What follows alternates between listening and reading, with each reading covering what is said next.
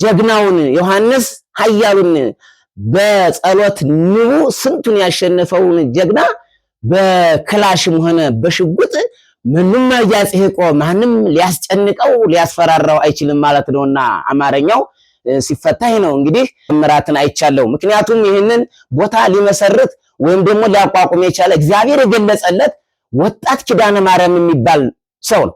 በጣም ለይሰው በእውነት እኔ እናንተ ምን አይነት ድጋፍ እንደምታደርጉለት ነው። እሱ በጉልበቱ በገንዘቡ በወቅቱ በልጅነት ወቅቱ ማንኛውም ነገር ሳያሳሳው ማንኛውም ሰው ዛሬ ቤቱን ሰርቶ ንብረቱን ህንጻ ለማነጽ መኪና ለመግዛት ነው የሚለው። እሱ ግን ያለውን የሰራውን ለዚህ ቤተክርስቲያን አውሎ እንዲህ በሚያምር ለሰዎች ሕክምና የሚሰጥ ለሰዎች ሕክምና ካርድ የሌለበት ይህን ክትከፍላለ የማይባልበት ነፃ ሕክምና ከፍቶ ስለሰጠን ለዚህ ወጣት ሁላችሁም እንድትጸልዩለትና እድሜና ጸጋ እንዲሰጠው ከልብ እንመኛለን ማለት ነው። በስመ አብ ወወልድ ወመንፈስ ቅዱስ አሐዱ አምላክ አሚን።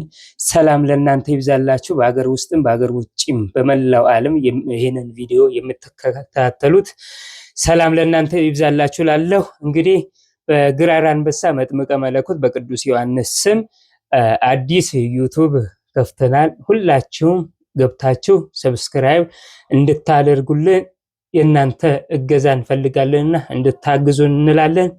እንግዲህ ባታችንን ጥር 30 በግራር አንበሳ መጥምቀ መለኮት ቅዱስ ዮሐንስ በደማቅ ሁኔታ በቦታው ላይ ሲከብር ቆይቷል። ከዋዜማው ጀምሮ በማህሌት በቅኔውም እንዲሁ ሁለቷን ቀን ሲያገለግሉን ቆይቷል። እንግዲህ እኚህ አባታችን እንግዳ አስተዋውቃችኋለሁ። ከየት እንደሆነ ስማቸውንም ያስተዋውቁናል ማለት ነው። ተከታተሉን። ሁላችሁም ላይክ፣ ሼር፣ ኮፒ ሊንክ በማድረግ እገዛችሁ አይለየን እላለሁ። ሰላም ለእናንተ ይሁን። እሺ ሰላም ናችሁ? እንደምናችሁ? ስማችሁንም ከየት እንደሆነ? ስሜ መሪጌታ አብርሃም አስታጥቄ እባላለሁኝ። ትውልድ ቦታዬ ዋድላ ነው። አሁን የምኖረው በዚህ በጫጫ በደብረ ብርሃን ክፍለ ከተማ ጫጫ ጊዮርጊስ አገልግሎት እገኛለሁኝ።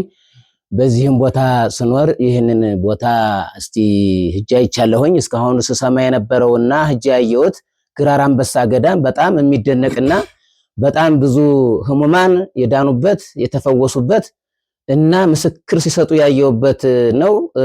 በሌሊት በማህሌቱም ቀንም በቀኔ እንደዚህው ስናከብሩናል። እስቲ አሁን አንድ ቅኔ መግቢያ የሆነ ዘንድ ለእናንተ መታወቂያ ልበል። እግዚአብሔር ነብሰ ስብሐቲሁ ለብሰ እግዚአብሔር ኃይሎ ወቀነተ መንም እያጽሕቆ በሃበ ኩርዳላቅ ዘኮነ ወበመንገሊቅ ዘመጻ ዮሐንስ በጸሎተኒሁ እስፍንቱ ዘማዓ ወመምረመኝ ወንጌል ዮሐንስ ደዌ መጻጉዕ አንሳ በግራር አንበሳ ገዳም ተንሲኦ ዘመጻ ለንስሐ ዘኮነ ባቋ።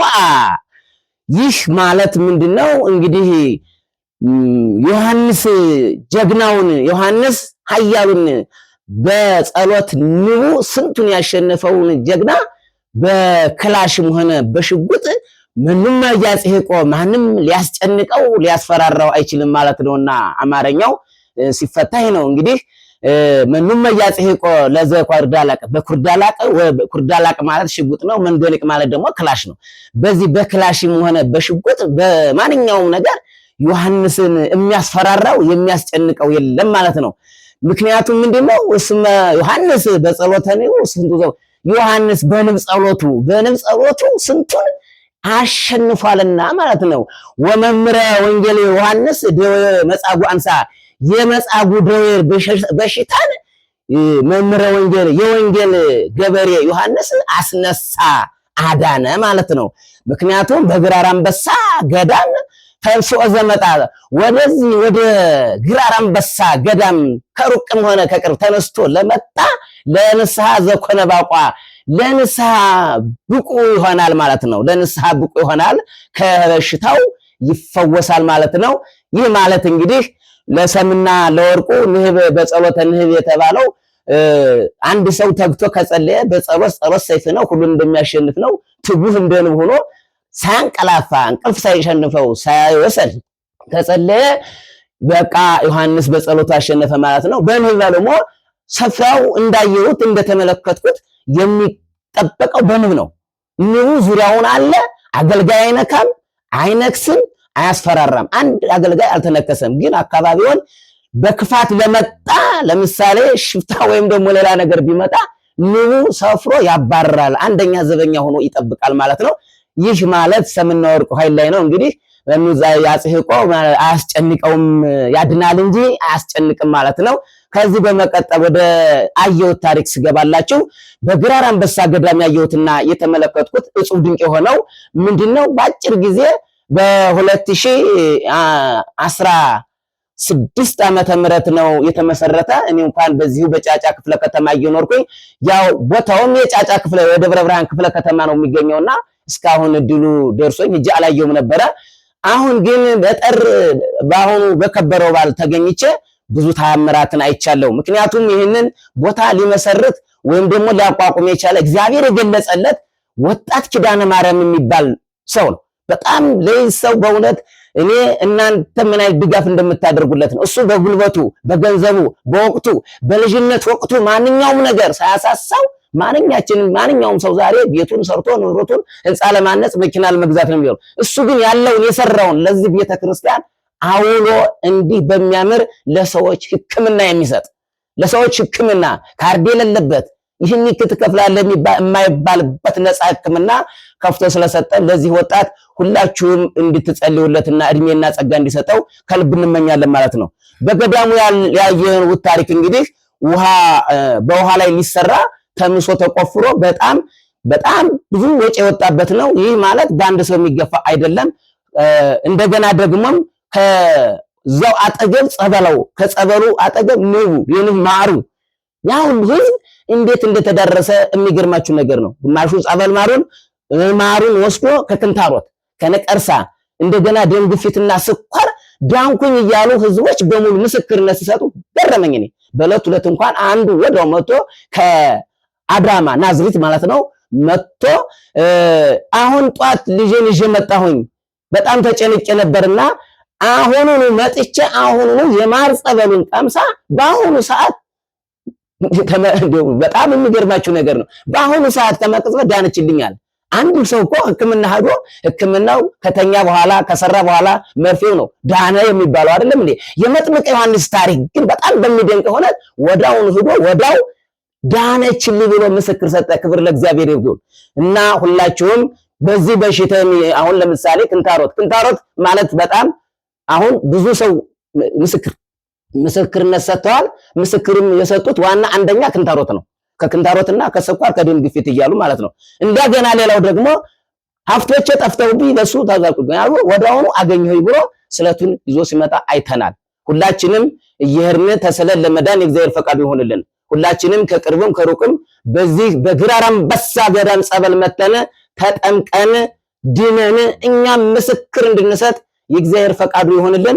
እኔ ብዙ ጊዜ ሆነኝ ሳላይ ትናንትና ሄጄ አይቼ በጣም ተደስቻለሁ። አንደኛ ግን ያስደሰተኝ ነገር ቢኖር ይህንን ሁሉ ንብረት በአንድ እግዚአብሔር ፈቅዶና ወዶ ነው እንጂ በአንድ ሰው ነዋይ ይሄ ሁሉ ይሰራል ብዬ አላስብም ነበረ።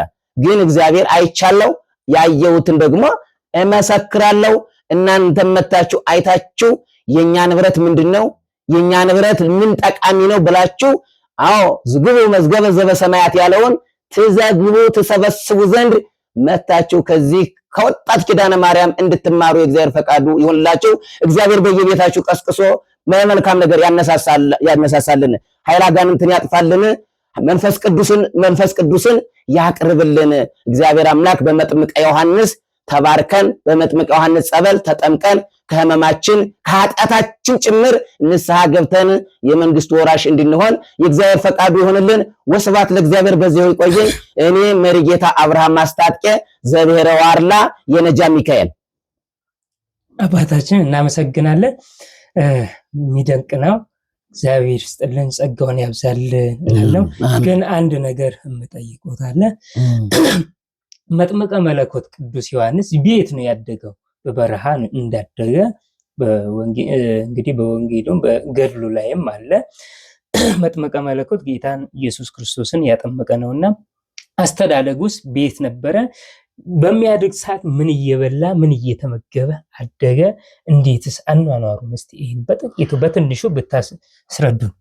ከብዙ በጥቂቱ እንግዲህ የመጥምቀ ዮሐንስ አስተዳደግ በበረሃ ነው። በበረሃ እንዳደገ ሁሉም ሰው ያውቃል። መጥምቀ ዮሐንስ ማለት ሴቶች ከወለዱት አንደኛ መላእክትም ሰማዕታትም ጻድቅም የሆነ መጥምቀ ዮሐንስ ነው። መጥምቀ ዮሐንስ በበረሃ እናቱ ማለት እንግዲህ ያው ስደቱ እንደመቤታችን ስደት ይዘው በበረሃ ሄዶ እናቱ ሞተችበት። እናቱ ከሞተችበትም በኋላ ግን ታሪኩ ምናምን ላይ በቃል ያለ ይረሳል እና በመጽሐፍ ቢሆን ቢመለከተው ቆንጆ ነበረ። ምክንያቱም ተመልካቾቼ ምናብ ላይ የሳትኩትን አይታችሁ እንደሳትከው እንዳትሉኝ ነው።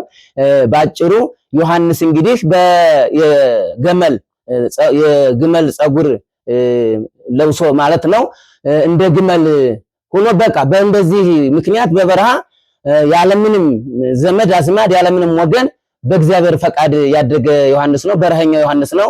እሱ ባህታዊው ነው። ባህታዊው ዮሐንስ ነው። በረሃኛው ዮሐንስ ነው። መድኃኒት ሐኪሙ ዮሐንስ ነው። በእንደዚህ ደረጃ ያለውን ከብዙ በጥቂቱ እንድትረዱልኝ ይፈልጋለሁኝ። ግን በቃል ሳይሆን በመጽሐፍ ያለውን ጥንቅቅ አድርጎ ለእናንተ ማድረስ ነው የሚቻለው። እዚህ ላይ እኔ ይቅርታ እጠይቃለሁ። ምክንያቱም አጉዶፍ ድፎ ማስተላለፉ ለእኔ በጣም ቆንጆ ስለማይሆን ነው። እሺ፣ እናመሰግናለን። እግዚአብሔር ይስጥልን። እንግዲህ ውድ ቤተሰቦቻችን፣ ተመልካቾቻችን እንግዲህ ይህንን ቪዲዮ ለብዙ ሰው እንድታደርሱልን እኛም የበኩላችንን መልእክቱን አስተላልፈናል። እንግዲህ ቀጣይ እስከምንገናኝ ድረስ ሰላም ሁኑልን።